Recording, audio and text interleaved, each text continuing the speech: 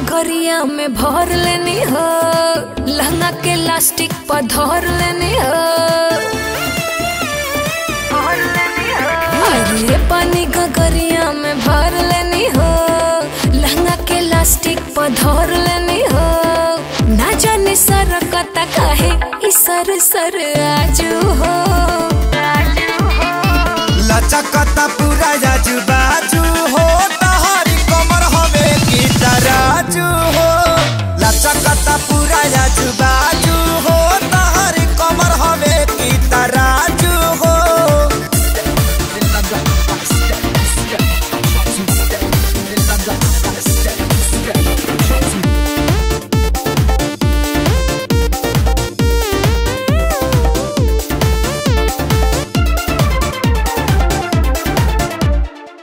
एक तो बानी परेशानी में तू तो छौकेला जीरा। हाय हमरे कमरिया के लचक पे तो के काटेला कीरा।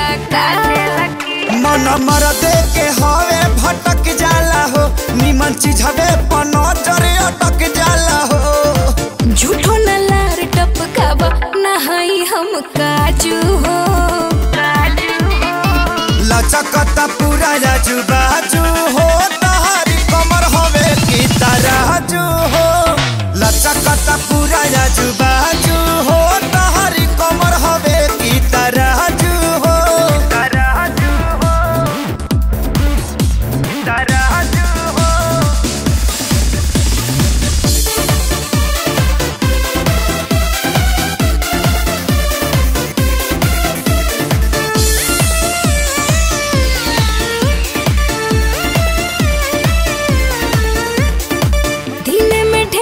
सतही बतराते देखा देव अंगूठा।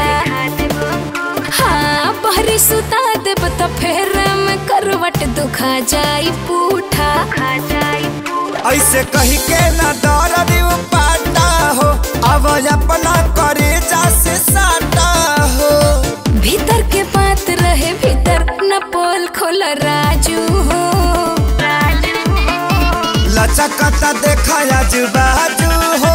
तहारी कमर हवे की तराजू हो, लचकता देखा आजू बाजू।